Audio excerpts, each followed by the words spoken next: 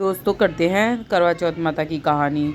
आप थोड़े से गेहूं लेकर हाथ में और सिर पर रुमाल या आप अपना पल्ला ज़रूर ढक के रखें।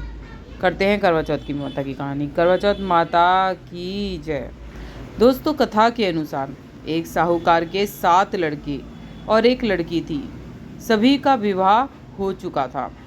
एक बार कार्तिक कृष्ण पक्ष की चतुर्थी तिथि को सेठानी सहित उसकी 7 बहुएं बेटी ने करवा चौथ का व्रत रखा। रात में जब साहूकार के सभी लड़के भोजन करने के लिए बैठे तो उन्होंने अपनी बहन से भी भोजन करने के लिए कहा, लेकिन बहन ने तो व्रत रखा था। बहन ने अपने भाई से कहा, अभी चांद नहीं निकला, मैं चांद के निकलने पर ही अर्घ देकर ही भोजन करूंगी।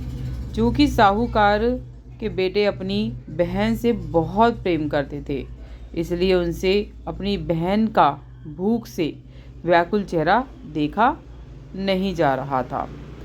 तब साहूकार के बेटे नगर के बाहर चले गए और वहाँ पर उन्होंने एक पेड़ पर चढ़कर अग्नि जला दी। घर वापस आकर उन्होंने अपनी बहन से कहा, देखो चांद आ गया है, अब तुम अर्घ देकर भोजन ग्रहण करो। साहूकार की बेटी ने अपनी भाभियों से भी कहा कि चांद को अर्घ देने चलो, लेकिन नंद की बात सुनकर भाभियों ने कहा कि बहन अभी चांद नहीं निकला है, तुम्हारे भाई धोखे से अग्नि जलाकर उसके प्रकाश को चांद के रूप में तुम्हें दिखा रहे हैं। लेकिन साहूकार की बेटी ने अपनी भाभियों की बात को अनसुनी कर दिया और उनसे भाइयों द्वारा दिखाए गए चांद को अर्घ देकर भोजन कर लिया। इससे उसका करवा चौथ का व्रत भंग हो गया। गणेश जी की अप्रसन्नता के कारण उस लड़की का पति बीमार पड़ गया। उसके घर में बचा हुआ सारा धन उसकी बीमारी को सही करने में लग गया। साहूकार की बेटी को जब अपने दोषों का पता लगा तो उसे बहुत ज़्यादा पश्चाताप हो गया।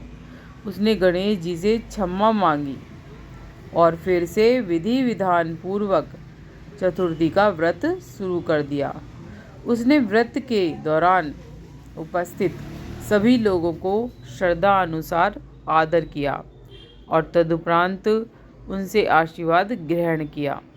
इस प्रकार उस लड़की के श्रद्धा भाव को देखकर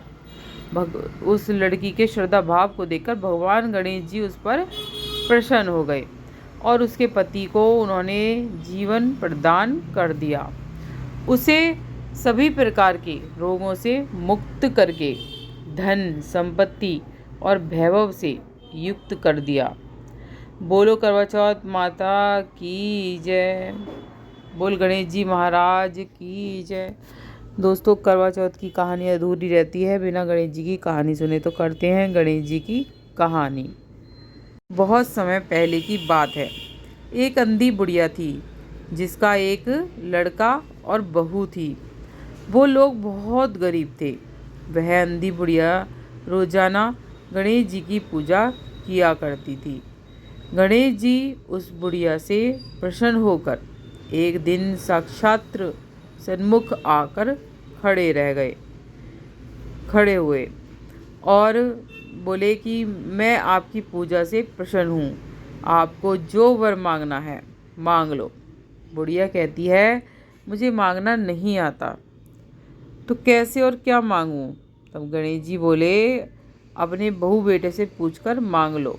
तब बुढ़िया ने अपने पुत्र और वधू से पूछा तो बेटा बोला कि धन मांग लो। बहू ने कहा पोता मांग लो। तब बुढ़िया ने सोचा कि ये अपने अपने मतलब की बातें कर रहे हैं।